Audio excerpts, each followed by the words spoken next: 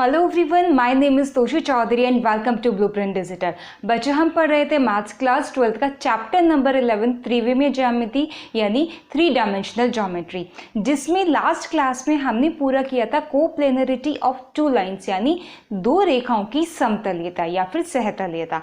और आज हम शुरू करने जा रहे हैं 2 समतलों के बीच का कोण यानी angle between 2 planes. Angle between 2 planes. माना आपके पास 2 प्लेन r डॉट n1 बराबर d1 और r डॉट n2 बराबर d2 दिए गए हैं। ये वो दोनों प्लेन। अगर मैं इस प्लेन को p1 का और इस प्लेन को p2 का नाम दे दूं तो मान लीजिए ये हमारा प्लेन p1 है और ये हमारा प्लेन p2 है। और हमें क्या निकालना है? इन दोनों प्लेन के बीच का एंगल निकालना है, इन दोनों प्लेन के बीच का कोण निकालना है। तो देखिए, ये क्या है? n1 प्लेन p1 के लिए।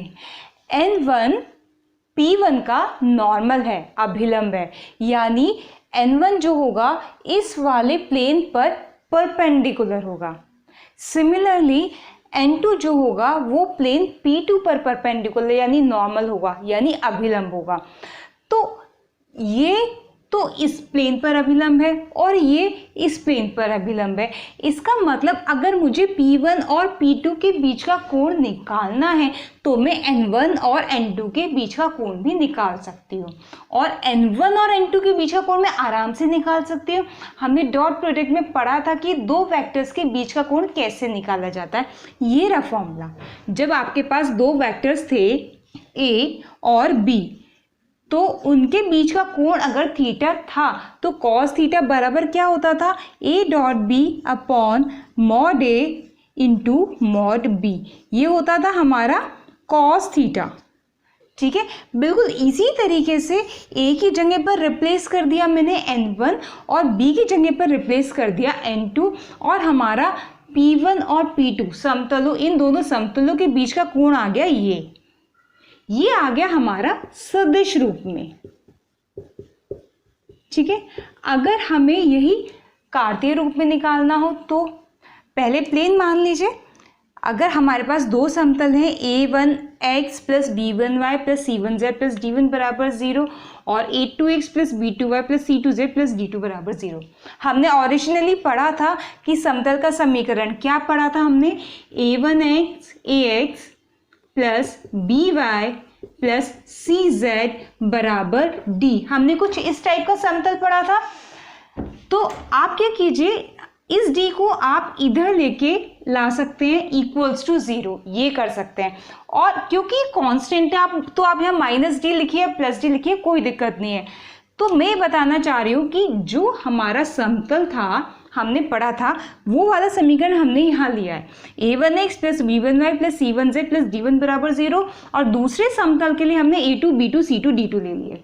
ठीक है, तो इन दोनों समतलों के बीच का कोण होता है हमारा ये a1 a2 plus b1 b2 plus c1 c2 upon under root a1 square plus b1 square plus c1 square under root a2 square plus b2 square plus c2 square का मॉडुलस कॉस थीटा।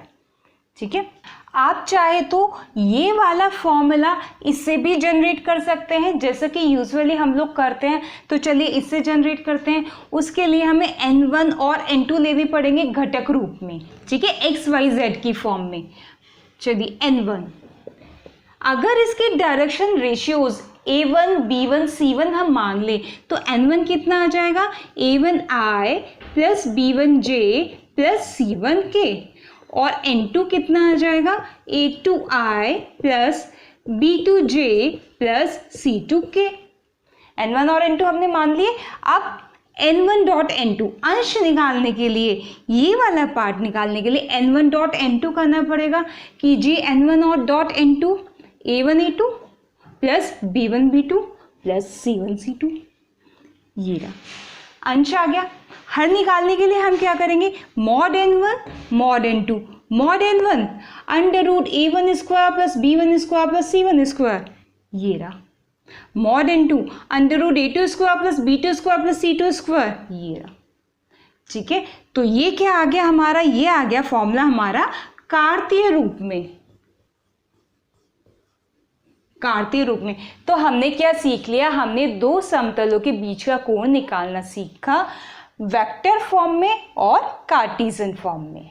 तो हम दो समतलों के बीच का कोण निकालना सीख चुके हैं, समतलों के बीच का कोण निकालिए या फिर उनके अभिलंबों के बीच का कोण निकालिए। अगर समतलों के बीच का कोण थीटा है तो अभिलंबों के बीच का कोण भी थीटा होगा, और कॉस थीटा बराबर ये सदिश रूप में और ये कार्टेशियन फॉर्म में, कार्तीय रूप में। ठीक है, अब यदि हमारे दोनों समतल, हमने P1 और P2 समतल लिए थे, अगर ये दोनों समतल हमारे परपेंडिकुलर हों, एक दूसरे के लंबवत हो, अब हम क्या करेंगे, लंबवत होने की और समांतर होने की कंडीशन निकालेंगे। ठीक है, तो अगर दोनों हमारे परपेंडिकुलर हों तो थीटा कितना हो जाएगा, 90 डिग्री। तो कॉस थीटा यानी कॉस 90 हो जाएगा हमारा 0। 0 होने पर क्या कंडीशन आ गई, n1 डॉट n2 बराबर 0। इसका मतलब अगर मेरे दोनों समतल परपेंडिकुलर हैं तो हम लिख सकते हैं n1 डॉट n2 बराबर 0, और या क्या लिख सकते हैं हम, a1 a2 plus b1 b2 plus c1 c2 बराबर 0। ठीक है, ये हो गई आपके लंबवत होने की कंडीशन ये। लेकिन अगर P1 और P2 समांतर हों, दोनों समतल आपके समांतर हों, उस कंडीशन में क्या होगा, A1 अपॉन A2 बराबर B1 अपॉन B2 बराबर C1 अपॉन C2। ये हो गई हमारे समांतर होने की कंडीशन।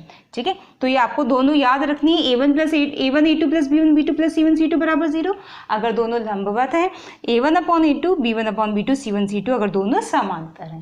क्वेश्चन देखिए, समतलों 2x plus y minus 2z बराबर 5 और 3x minus 6y minus 2z बराबर 7 के बीच का कोण ज्ञात कीजिए। कार्टेशियन फॉर्म में हमारी इक्वेशंस दी हुई हैं, तो क्या होता है, अगर बीच का एंगल थीटा हो तो कॉस थीटा किसके बराबर होता है, हमने अभी अभी फॉर्मूला पढ़ा है, a1 a2 plus b1 b2 plus c1 c2 upon a1 square plus b1 square plus c1 square under root a2 square plus b2 square plus c2 square under root. ये फॉर्मूला हमने पढ़ा है। यहाँ पर a1 b1 c1 और a2 b2 c2 क्या है वो देख लेते हैं। जहाँ पर a1 क्या है, a1 b1 c1 d1, ठीक है ना। तो a1 कितना हो गया 2, b1 कितना हो गया 1, c1 कितना हो गया -2। x का कॉफिशिएंट, y का कॉफिशिएंट, z का कॉफिशिएंट। और a2 b2 c2, a2 3, b2 -6 और c2 -2।